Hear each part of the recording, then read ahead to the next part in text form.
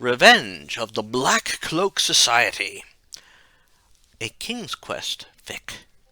Chapter 2. Dark Sacrifice. Anne couldn't believe where the handsome stranger was taking her. The longer they walked, the deeper in the woods they had gotten.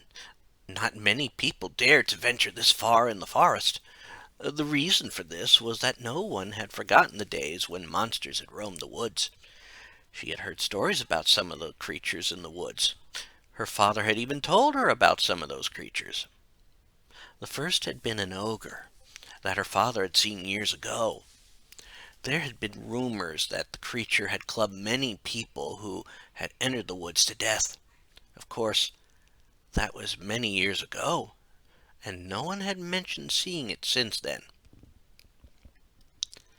Then there was a thieving dwarf. He had disappeared after King Graham had become king, but her father had said that many people had lost stuff. It was odd for a dwarf to be a thief, since a majority of them worked underground, forging weapons and armor or mining ore. There even had been a sorcerer roaming around the woods in the old days, paralyzing people so they would be easy prey for the wolf. Her father had said the wolf was magical and ate whole people. When she thought about this, she glanced at the stranger who was leading her. It calmed all her worries, because she knew he wouldn't let any harm come to her. As they walked, she felt a tingling sensation overcome her, like she had walked through something. She looked around for a moment to see what it had been, but saw nothing. She then glanced in the direction they were heading, and saw a house. She wondered why she didn't know about this place. And she then saw it more clearly.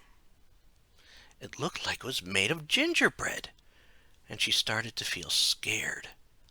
Another of her father's stories was having seen the house of the witch Dahlia. She wanted to turn around and head home.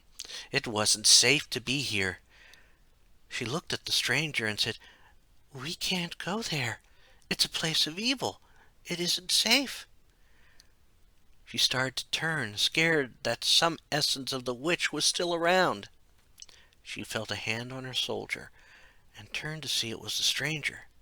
She looked right in his eyes, and she felt calm and relaxed again. "It's all right. It's safe." She suddenly felt relieved and followed him into the place. As they entered, she looked around the place, seeing a huge cauldron in the fireplace and a cell farthest away from the door. She also noticed a black cat looking straight at her, but it didn't scare her. She started feeling like she needed to be here. It was then she saw the man in a dark cloak standing there. He appeared young, but held himself like he had been around for years. She then saw his eyes and couldn't help but think that anything he asked, she would do. The eyes made her want to obey whatever he said, and before he even said anything, she looked at him and said, "What do you need me to do, master?" It seemed the right thing to say, because she knew this was why she was here at this time. Brutus watched as the girl he had brought to the house of Dahlia spoke to the cloaked man. As he watched, he remembered that he had seen the man before, back when the man had entered Daventry. Of course, he wasn't entirely sure what was going on, but he didn't care. He had remembered mention of a reward for completing the task. He was first worried, but what he did wasn't kidnapping. The girl had followed him willingly. He then watched, puzzled by the girl's words, when she had spoken.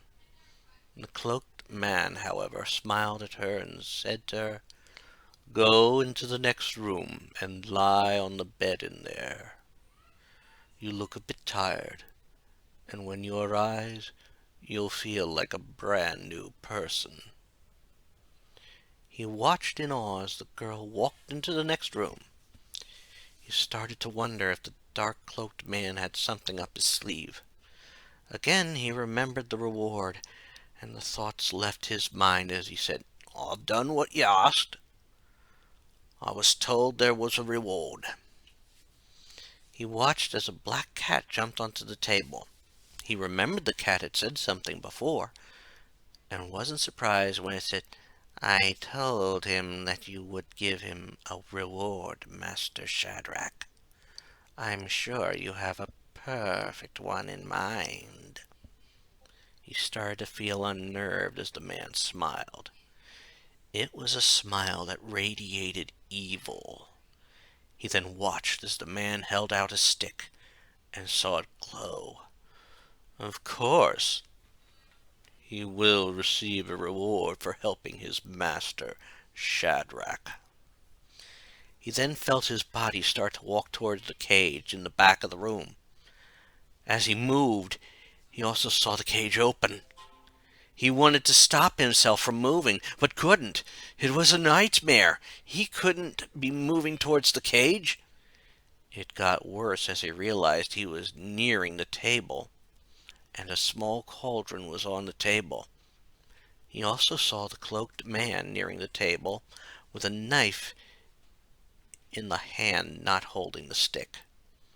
As he passed the cauldron, he felt the knife cut him. He yelled in pain as his body then moved quickly towards the cage. When he finally reached the cage, he grabbed his arm with his hand. He wanted to stop the bleeding. He then spun around just in time to see the cage close. He looked out and started to wonder what all had happened. It was like he had been asleep the past few days. He then looked at the man again, and he remembered. He had tried to rob the man when he entered Daventry. He looked around and realized how dangerous the situation was. He wasn't sure where he was, but he was sure it wasn't good. "What is going on here? How did I get here?" He watched as the man continued putting stuff in the cauldron, which included blood dripping off a knife. He then remembered that his arm was bleeding. As he looked at it, he heard the cloaked man speak. "I must thank you again for helping me find Dahlia's home.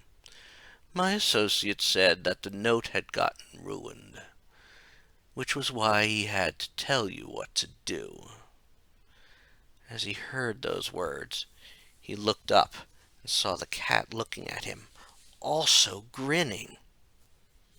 He then felt fear as he realized where he was. This was the home of the witch Dahlia.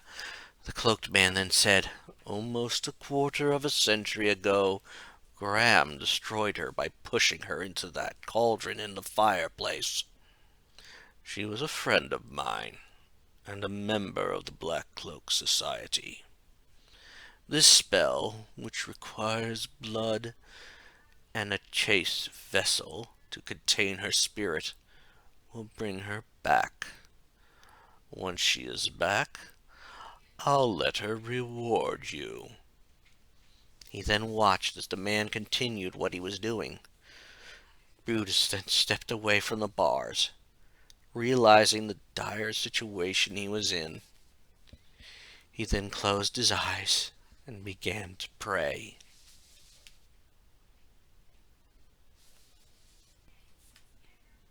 Shadrach continued working on the spell. As he continued chanting, he noticed that the sky was darkening outside. It was part of the spell to revive Dahlia. He continued holding the knife over the cauldron. It was the spell he had used once before to revive another member of the Black Cloak Society. However, back then he had done to revive a traitor to the group. He needed to be sure all the man's secrets had been revealed and make sure the spirit couldn't divulge information. Now he just waited for the lightning to revive Dahlia. He realized that the bandit had gone quiet, but that didn't bother him. Once Dahlia was revived, the bandit wouldn't be a problem. Of course, the bandit would deliver a message after she was revived. The fact that the bandit wouldn't be alive for it didn't bother him. Soon he heard the thunder outside. It was a sign that the spell was almost complete. All he needed was the lightning. Of course, that was the risky part. Anyone who had cast this spell wrong had ended up dead when the lightning struck. If he wasn't as powerful as he was, he might be concerned. But he was Shadrach, and his dark powers had been around for many years. That thought had gone through his mind as he saw the lightning strike come in through the chimney. As it appeared, it connected with the knife and jumped down to the cauldron, while at the same time went into the bedroom. He continued the spell, speaking its old words. It was almost in an instant when he heard the maiden scream. It was the scream of one soul being ripped out of them. That wasn't what the spell did, but it was a close approximation. The spell actually imprisoned the soul of the person inside them, and then the next soul took over, making the captive soul a part of it. If the spell wasn't reversed in a few hours, it would be irreversible. Soon the lightning stopped, and he turned to face the door to the bedroom chamber. There was smoke billowing out of the bedroom, and he smiled. He then heard the bandit who had become his pawn shout, "You've set the place on fire! We're going to burn!" He ignored the man's cries, but smiled when a figure came out of the smoke. It was the form of the maiden, but her skin now had a greenish hue to it. "Welcome back to the land of the living, Dahlia." He was glad when the figure walked over to him and gave him a sneer. "It took you long enough, Brother Shadrach. I've been floating in limbo for 25 years. If you had taken any longer, my spirit would have been in one of the realms of the dead." He smiled and said, "I wasn't fully aware of what had happened to you. Besides, many of our most powerful members have either been stopped or ceased having a body. Now I need your help to bring down the ones who stopped them." He smiled when Dahlia laughed. "I like that. I would love the chance to do to Graham what he did to me. However, I need to get back into the swing of things and get used to this new body." He then watched as she tore at her dress, lowering the collar of the dress she was wearing. She then looked over at the cage. "Who's the man?" Shadrach smiled. "He helped restore you. I'm sure you have a fitting reward for him. I need to return to my cover, so I'll leave you to the task." He then towards the man and smiled. He knew what Dahlia would do. He then turned to Manon and said, "Make sure she sends the first cookie to the town of Daventry. I'm sure they will love to see that Dahlia is back." He then left the place and headed back for the castle. He wanted to be back for when the cookie arrived, as well as the other dark forces from the time of Dahlia's defeat. Geoffrey walked through the town of Daventry. It was part of his usual routine as one of the kingdom's guards. Every day he walked through the town and kept an eye out for criminals. Most days were uneventful, but something told him today would be different. If something happened, he hoped it would be something small, especially with the dark clouds appearing over the forest. When he glanced at them, he felt a feeling of dread enter into him. The way the clouds had suddenly appeared didn't set well with him, as well as the fact that the clouds appeared over the forest. It was known to almost everyone in Daventry that the forest had hidden in it the house of Dahlia. He had been a little boy when she had finally been defeated, but the stories of her followers still worried him. He was brought out of those thoughts when he heard one of the villagers call him. He turned to see it had been Meredith Clark, who had befriended him on his rounds. "Good day, Meredith. What is wrong that you look so upset?" She gave him a worried look before she finally said, "My daughter, Anne, hasn't come home yet. With that storm that has appeared, I'm getting worried. I fear something might have happened to her." He could see tears starting to come down her face as she said, "Please find her." He put his hand on the woman's shoulder. "Don't worry. I'll take a look around and see if I can find her. She's probably talking with one of her friends." He then started to walk around town, keeping an eye out for the lost girl. He glanced over at the storm and wondered how it had come on so suddenly. He also noted that it seemed to be right over the deep forest. King Graham had forbidden anyone from going into the deep forest, since that was apparently where Dahlia's home was. As he continued his rounds, he neared the part of town that was right near the forest. He had seen a group of people all standing around something, talking. He felt hope that the missing girl was in the group of people. However, something about the scene also put him on alert. He walked over to the group. "Step aside, the guard is here. If Anne is here, you should head home." As he made his way through the group, he gently nudged people aside. When he finally reached what they were looking at, he froze. It looked like a giant cookie, but that wasn't what made him stop. It was the fact that it looked like a man he knew that struck him. He then heard another person say, "It looks like Brutus, but he hasn't been around in days." He quickly neared the cookie and said, "Everyone, back to your homes." He then shouted to a fellow guard who was coming over, "James, bring a cart. We need to get this to the castle." He watched the other guard nod and then head back towards the guard post. He then looked at the cookie and saw a sheet of paper on it. As he looked at it, he felt his blood run cold. King Graham is not going to like this. He then prepared to take the cookie to Castle Daventry.